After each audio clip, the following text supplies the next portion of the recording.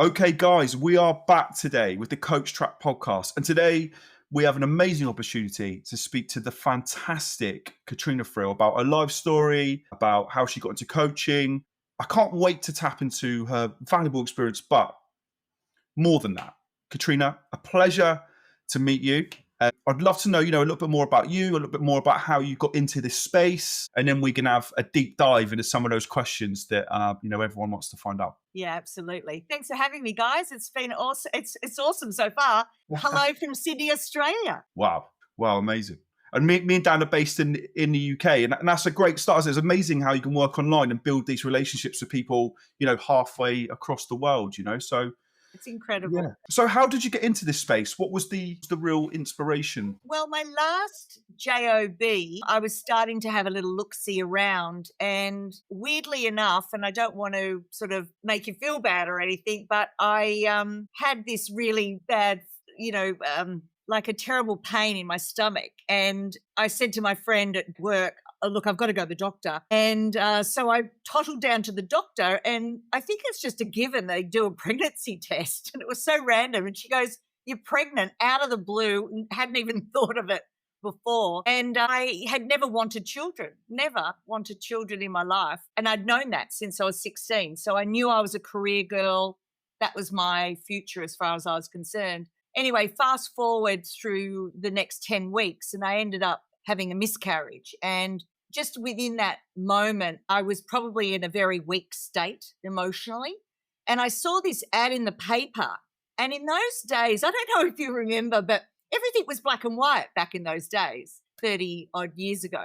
And this ad was full color. And it felt like my name was written on it. You apply for this job as a coach, as an executive coach. So I applied, and long and the short of it is that I ended up getting ripped off $30,000, which for me in those days was a lot of money. And my husband puts it down to the fact that I just had the miscarriage and I was sort of not in my right frame of mind. I wasn't using my intuition correctly. In fact, when you meet the guy, he was a complete idiot. And I knew it from the start. But for some reason, I just wanted to change. I wanted to leave the corporate world. I wanted to be a coach. They said all the right things in the ad, and boom, off I went. Me and all these other people that had signed up were all looking at each other after a little while going, "Dear, is this what we think it is?" And we're like, "Oh God, we've been scammed." They've got absolutely nothing.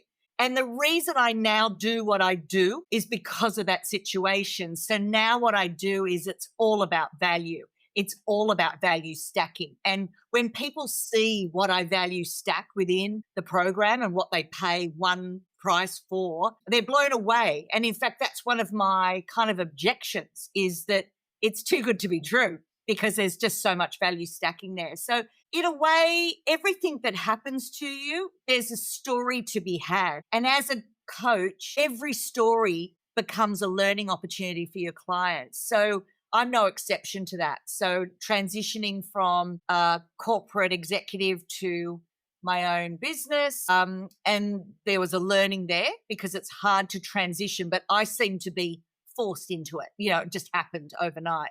And the other lesson from the scam was that I had this incredible experience with my solicitor. I wanted to go to court. I wanted to go and claim the money. And I was very, very adamant about that. And my solicitor said to me, "Can I ask you just one question?" And I said, "Yeah, sure." He goes, "Well, did you learn a $30,000 lesson?"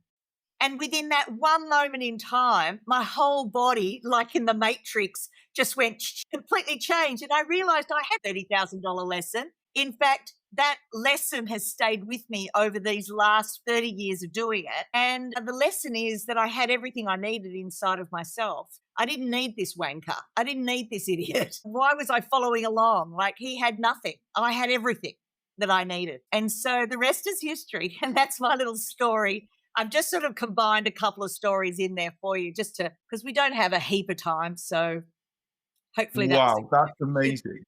$30,000 lesson. I think there's so much you can pick up from that. And I think that's a real great take home for this subject that we're going to talk about today. Building it. You come under this impression that you think you're going to build it, put a website out, and people are going to come. But also, there are so many charlatans in this business, so many false prophets, isn't there? Yeah.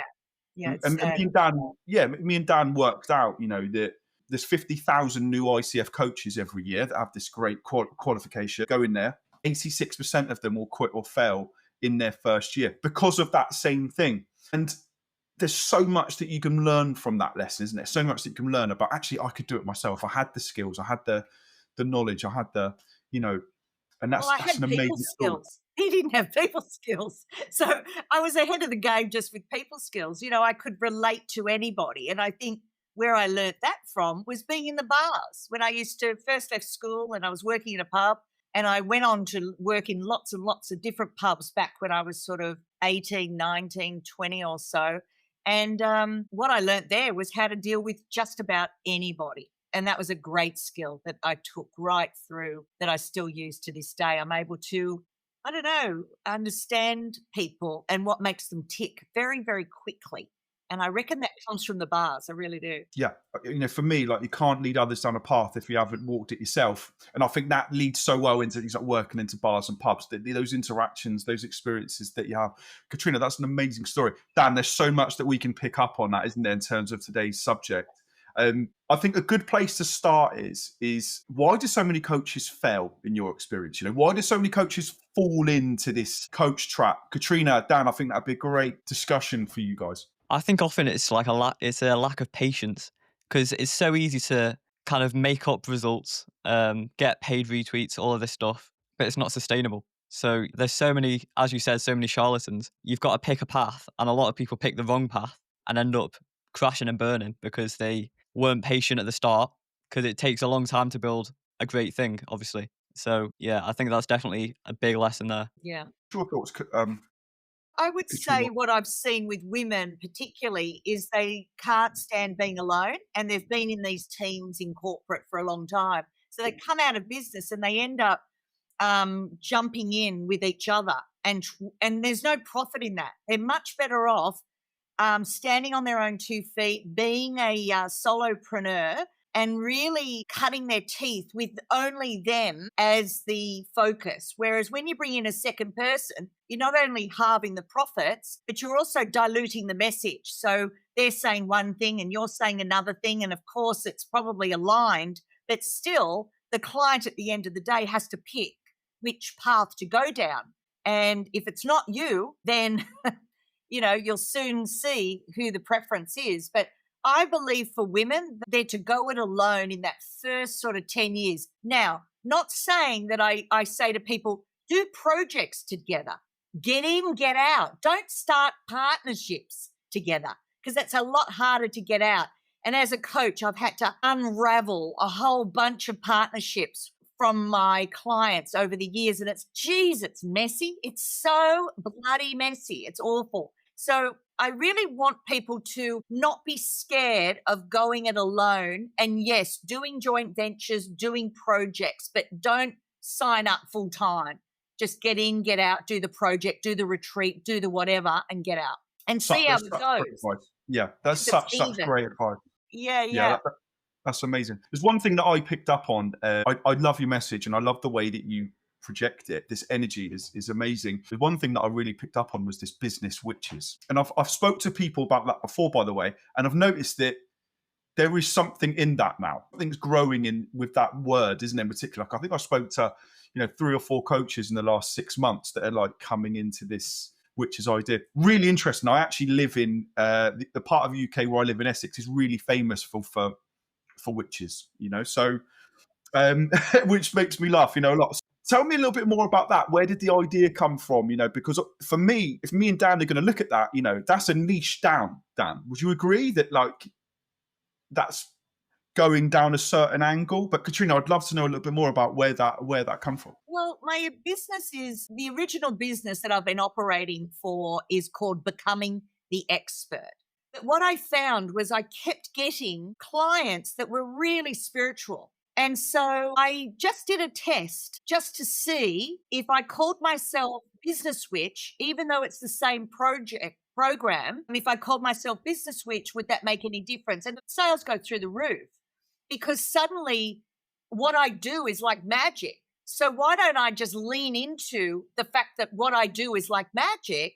And, there's no harm in sort of leaning into business witch. If you have a look at the stats on witch talk and how witchcraft and the practice of witch, anything to do with sort of the spiritual side of it, feminism, all that is all women and witches and everyone stepping into their own power. That's what we want for women. That's where it's heading. And men have to meet us there now. So we're asking men to meet us there at our own power rather than what the history has shown us to be over the years. So I just thought I'd do a test. And that's what business is just running tests and running experiments. And so I experimented and it just took off. And so I thought, well, I'll keep becoming the expert because that's for my normal people, and then keep business witch and just reveal which brand is best for the client that reaches out, or however they find me. It doesn't really matter. It's the same program. That's what's interesting here is that I've been in business for 30 years and look at me, I'm still experimenting. I'm still developing new brands for what I do. And that's what business is, Dan. Don't you reckon? We're just going to keep on doing experiments for the rest of our bloody lives. Yeah, definitely. I think it's interesting that no one that I know actually knows what they were going to do. Like, if you ask them 5 years ago what they're doing now, they've got no idea. They No wouldn't have ever guessed it. But I No. think something I'd add to that is if you're experienced like you, this is like this perfect branding thing. If you've got no experience, if you've got no case studies or anything like that, and you're kind of trying to build some different, unique brand, it's not going to work. It's like you can't patch up that. You've got to have the solid foundation first, and then you can go ham with the brand and experiment. I Yeah. love that. And what you're saying is that what we've seen, you would have seen it, I've seen it, is people chop and change, chop and change, chop and change, and never really actually build anything. And that's an absolute problem. You've really got to hunker down. You've got to lean in. You've got to dig in and get ready to get experience and get those results for the client. And once you've got 2 or 3 results and outcomes that you can talk about and those clients can talk about for you, then you might have something. But I find a lot of people have what I call shiny pebble syndrome. So they can't pick a pen. And so when they come to me and I do like a free discovery session with them, I love those because I can pick a pen and help them pick a pen. Whereas they don't. They've got this, those textures where you've got 36 different colors in a pack? Well, that's what their head is like. And they're going, I could do this, I could do this, I could do this, la, la, la, la. And they just get overwhelmed and then do nothing or try to do it all in one go. No, pick a pen. And that's what we in the biz world call niching, I suppose. Love that. Love that. There's something I really picked up on this. We spoke off air about the difference between type A and type B, introvert, extrovert. And there's something that I think we can link to that point really, really well. I know why you've picked that business witches thing. Dan knows. We know because we've done this for a few years. Like why me and Dan picked the coach trap concept because we started off in coaching, Dan, and then other coaches were asking us for advice. And I thought, we have to make this into something. The coach trap coin was there to build intrigue, to get people to ask questions. And that's what happens, Dan, isn't it? We get questions, what is the coach trap? What is this? What does that mean? And that's what we wanted it to be. And with that business witches, with that become the expert, it's the same thing, isn't it? You want them to relate, resonate, build interest. It's all those great things. But for me, that really leans into that. What me and Dan have found is that great coaches don't make great marketers. Marketers don't make great coaches. The difference between this introvert, extrovert, type A and type B, to become good in this business or to have success or to have longevity, you've got to go straight down the middle and be a bit of both, right? I think that's a great discussion between you two. Katrina, when did you have this like light bulb moment? Tell us a bit more about that introvert, extrovert concept. Well, no matter what I was doing, whether I was training, speaking on the stage or coaching or whatever, there was always one person that would come up and say, I want to do what you do. And I started to think, well, what do I do? I have no idea. What I discovered in my natural skill set was that I could do extrovert activities and introverted activities. And now I've built a whole career about working with introverts, and I know straight away what their problems are going to be. And then when I work with extroverts, I know exactly what their problems are going to be. Now, introverts, they are going to pick coaching as their career because coaching in its purest form is one-on-one, intimate relationships. That's what they love. They'll say things like, I get really nervous if it's more than 3 people or whatever. And they're very good also at writing a book. So when I see an introvert, I know straight away I'll have no trouble writing their book with them, no trouble with the coaching piece. But where they will fail and where they will struggle is they can't get on the stage and speak about it, which means they are the world's best kept secret. Nobody knows about them because they're terrible marketers and they can't take their baby out into the world. Now, extroverts, happy to get up on stage and ramble on about whatever, but they haven't done the due diligence. They haven't done the rigor of writing their book, writing their coaching program, writing their $10,000 signature program. They have to sit down, focus, shut up and do the work because they're going to have no trouble when I get to the keynote speaking bit and getting them up on stage. So to me, business, those that are really successful in business are multiverts. They're able to do the rigor, focus at home, do the job, cross the T's, dot the I's, do the rigor, etc. They're also able to take their baby out into the world and talk about it, i.e. sell it to the world. And if you can't do both, you really are going to struggle. And coaches, because it's about coaching trap, one of the coaching traps is they set up their business, they put their shingle out, and then they just wait. And we know you can hope for the best, but it will be a big fat failure and they'll wonder why nobody's knocking their door down. It's because they can't speak about it. They're too shy, too introverted. I love that. Dan, do you know what? You're going to love this, Katrina, right? One of the things that me and Dan I've worked out from working with Dan, you talked about something about partnerships earlier, is me and Dan are that like yin and yang, right? Where Dan sees things real black and white. He's a master at, marketing and whatever. I have all these great ideas, but I don't quite know how to put them out there. And it's interesting you talk about that difference between type A and type B. I see that a lot in mine and Dan's relationship. Dan, any thoughts on that? I think there's a lot you can pick up on why so many people sort of come into this and don't last. And we see that, Dan, don't we, every week? I think it relates a lot to the Ordopia coaches that we've been working with on the podcasts. Most of those are introverts and they're really struggling with the marketing. They really can't do the DMs. They don't want to get in front of people and feel salesy and stuff like that. They do so well on YouTube, stuff like that. We've had clients in the past that have really blown up on YouTube and on video content on LinkedIn as well, just because we really pushed them to do it. And they ended up being able to do it. It's a skill, really. It's not like it's your mind holding you back almost, I feel like. So, definitely lean into those two sides are extremely advantageous. That's a really good point. And Katrina, I've got a really good question for you now, actually. One of the things that I realized from working with Dan, one of the things I realized from experience, when you get into this and you fall into the coach trap, I think a lot of people think coaching is just one-to-one. Zoom, you're going to speak to them, have an accountability group. Then you realize, Dan, there are so many different ways to boil an egg. There's YouTube videos. There's no way that Tony Robbins is doing one-to-one sessions. He's doing big live shows and auditoriums, and James Smith has mentorship programs and stuff like that on school or whatever it might be. That's what we realized, didn't we? That there's many ways. And actually some coaches' face, their image, the way they project things, the way they work sometimes suits different concepts, not quite one-to-ones, but better at audio courses or better at communities or whatever it might be. Katrina, what's your thoughts on this and what's your sort of like magic touch? Have you worked out what's your best way to harness that energy and put that across to people? Well, my philosophy is that there's 7 streams of income to go get. And the first one is the book. But if you earn $5,000 from a book, you're in the top 1% of the world income-wise. So there's no money in books, but what the book does, it still has gravitas to this day. So it has what we call it positions you as the expert. No book, you're not the expert. You haven't done the rigor.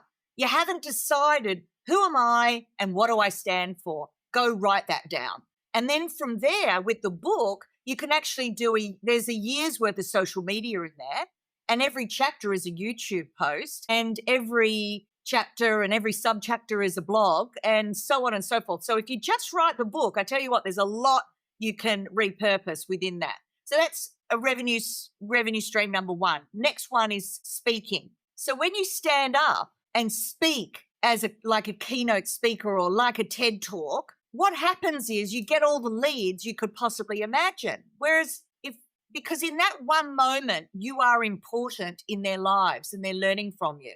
Whereas the rest of the time, the minute you leave that situation, they've forgotten all about you. They go back to their normal lives. So you've got to speak. And I do podcasts as well as speaking on stage. Now, you could argue, I think it's about 50-50 where I get my leads from, but it doesn't really matter as long as you're speaking. And I don't even call it speaking. It's educating. And the book will open the doors and the speaking will make you a star. And so you've got to be speaking. They're the first two. And so I use those two, the book and the speaking, as my sales and marketing strategy, essentially in a nutshell. And that's what I teach. From there, you create a signature program that could be $5,000, $10,000, $20,000.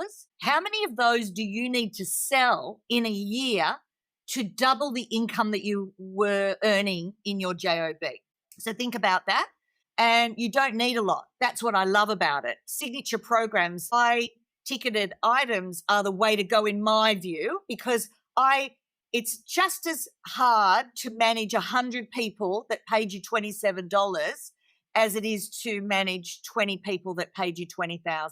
So to me, and it's just as easy to sell that as it is, the $27 people actually are more trouble than they're worth. They want everything for free. They want all your time and energy, and there's just not a lot in it, in my view. So that's the third revenue stream. Now we go into coaching and mentoring. That's the fourth and the fifth revenue stream. And then we go into facilitating and consulting. That's the sixth and the seventh income stream. So what I do is I create an entire personal brand around that with those 7 streams of income within it. And, they can just get on with it. We build that all within like 90 days. So it is just like magic. I love that. I learned a lot just listening to that. I was dialed in. Dan, anything you want to add to that? Because obviously we talked a little bit before we come on about AI in coaching and ways to integrate that. Dan, you got any more ideas for that? Anything that you would add? I would personally say don't use AI to make these posts. I mean, obviously you can do it in 90 days when you're not even using AI. You're doing all of the work yourself. And like you said, repurposing as well. The book is amazing for that. Even emails and stuff. You can get so many LinkedIn posts, so many tweets out of that. One thing I did pick up on is you said job as JOB. What's that? I'm being facetious when I say JOB. I'm saying it's a job. You're leaving your corporate job. Everyone wants to, 75% of people want to leave their corporate jobs. So the easy next step is to become an expert in your field of excellence. And so that's what I exist for. I try to capture them at that time before they leave, because I want to run a dual strategy with them where they stay in their JOB, stay in their job, let that fund you while we build this in the background as a side hustle, we would call it, so that you're not under any financial stress. The problem is all these self-help personal development people go, oh my God, believe in yourself. Just jump off the cliff and build the parachute on your way down. Please do not do that. It'll put you under a lot of stress. You'll end up having to take whatever money you can from people that you don't want to work with, and you'll end up in a misery bucket, I promise you, within 6 months. Don't do that. I say run a dual strategy. Keep your job, build it, run a dual strategy, and then when the business has proved itself to you, you can then start to think about an exit strategy and what's appropriate for your ecology. You have a mortgage, you have kids in school, you have cars to pay for. I mean, there's stuff that you need to be very, very careful of. And then in this day and age, we're coming into the so-called, the next sort of recession phase of our existence, and we don't know what's coming. So be sensible. I'm a low risk type of gal. I've already lost my money right up front. And what I want to do is get them at that stage where they haven't left their job, which means they haven't wasted $75,000 and they haven't wasted 5 years of their life yet. When I get them at that stage, they appreciate me because they know the pain they've just been through in the last 5 years. And I do get them, the ones that haven't left and the ones that have done 5 years.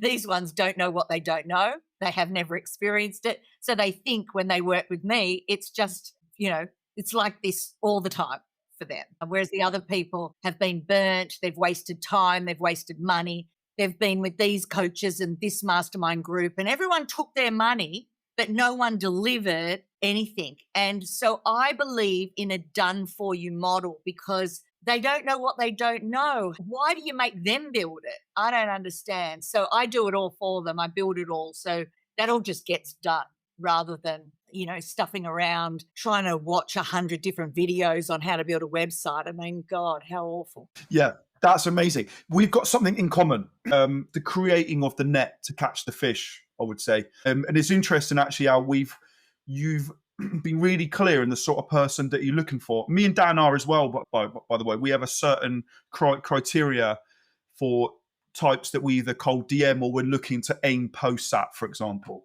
Dan, anything you'd want to add to that? Because obviously we are really clear, aren't we, in the sort of type that we want to work with, the sort of person that we want it to resonate with. And any tips for anyone watching this, Dan, or listening, take homes that they can try out? Yeah, I love that. I think it really forces you as well to be efficient as well with your business and what you're putting your time into. I think everyone's got to niche down at some point. Because if you don't know who you're targeting, then who you're targeting definitely doesn't know that you're targeting them. So you've got to really be clear on that. It's like trying to catch water with a sieve instead of a cup.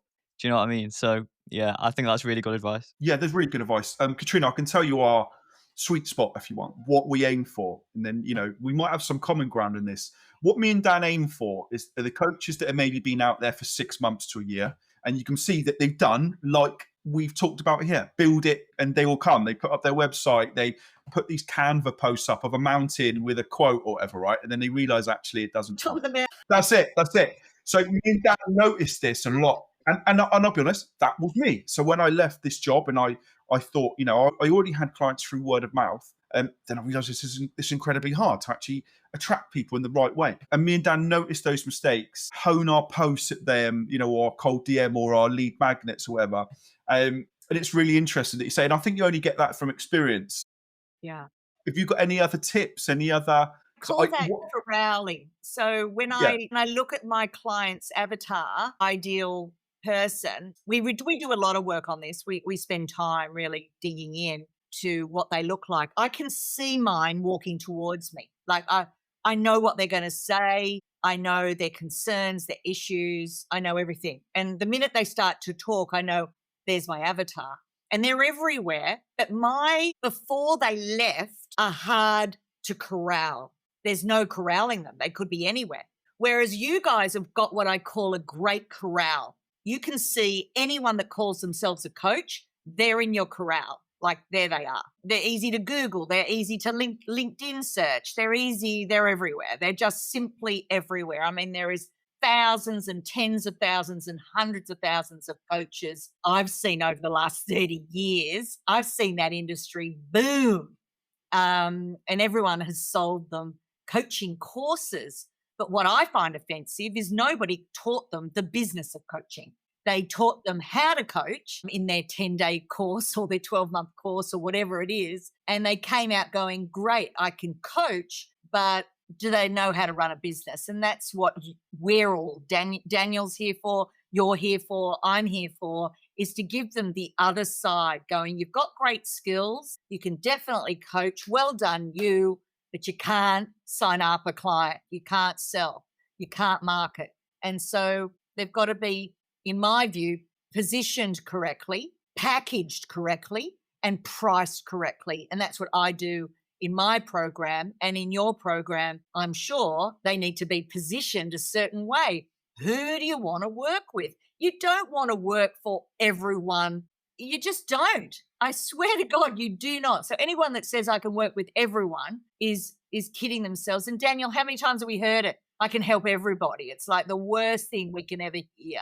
We hate it, don't we? Yeah, you end up, those people always have no clients as well. It's funny. You help everybody, but you help nobody. So yeah, that's you've funny. got to be very specific. And so think about, even if you don't know who you want to work with, think about who you don't want to work with and start from there. When you do the opposite of going, I don't want to work with men, or I don't want to work with women, or I don't want to work with, do the opposite of. Often that's easier for people to get them started thinking about who they don't want to work with. And then it can start to reveal itself who would really make you want to get up in the morning for. And I don't know about you, but when I start talking about how I help people, I light up. I literally light up. And so I can't wait to help people. But I help people in a very specific way. And that's what they've got to come to. They've got to come to that place where they know who gives them joy when you work with them, who's got the money to pay you, who needs you, who needs your services, your unique way of looking at the world, your philosophy is what I like to put together. I want people to discover their philosophy. And that's what we do in the program is we discover what their philosophy is, what they stand for, who they can help, who they want to help. These are the conversations you have when you work with a business mentor. That's amazing. And I resonate so much with some of that stuff that you said. It's really interesting. I think if you'd have told me and Dan 4 or 5 years ago that we would have communities and be mentoring groups of other coaches, we would have laughed at, wouldn't we? It's funny how that comes to you and then that niche is there for you. It's almost like your face, accent, the way you are resonates. I never thought I'd be coaching relationships, by the way. I do that every week. I never knew that when I got into this world. It just seems to find you, which is really, It does. It's really written in the fascinating stars stuff. as far as I'm concerned. I think each person has their own destiny and you can find your destiny in your astrology. You could just go there and have a little look-see. But you'll find whatever it is we're doing, whatever it is we're attracting, it's all been almost predestined. And what you want to do is have a look at the clues that you've left throughout your life. Whatever your problems were, whatever your struggles were, end up being your medicine that you share with the world. And so it's really ironic that happens like that, but it does. And you've seen over the last 20, 30 years that people build a business on what they've been through. Their own personal story, their own personal brand develops from that story because they've learned how to deal with it. Now teach others how to deal with it. That's incredible. Incredible. Dan, for me, I've noticed so many similarities between us and Katrina. You got anything you want to add there? I think we're almost like Katrina's also almost one person, us two in one person, if that makes sense. It's really weird. But yeah, how do you add to that? That's experience talking. I'm just rubbing my hands at the clips, to be honest. I've loved it. I've been dialed. One thing I've noticed as well, every time you talk, I dial in. Not everyone's got that, by the way. Not everyone's got that skill to, that you want to listen. Every time you talk, I'm zoomed in, which is a skill in itself, isn't it? But Katrina, amazing stuff. Katrina, where can people find you? Where's the best place to find your message? I think if we want to be normal, let's go becomingtheexpert.com.au. And if this has resonated and if you are feeling like you are dialed in, quite often your body will tell you the right mentor, the right coach, the right person for you in the next step in your journey. So if you feel that calling inside of your body, please listen to it because, I haven't been put in front of you for no reason. To me, that's magic. To me, that's destiny. So don't talk yourself out of it. In business, you want to be able to talk yourself into things. And at the very least, just have a cup of tea with me. Let me have a rummage about. I promise you it won't hurt, but you may cry because you may unpack your destiny. Love that. Katrina, thank you so much for joining me and Dan today. Absolutely loved it. I was dialed in right from the start, and I'm pretty sure we'll speak again because I learned a lot listening to that, which is amazing. Guys, thank you so much for joining us today on this episode of The Coach Trap. And remember, whatever you do, don't fall into the coach trap.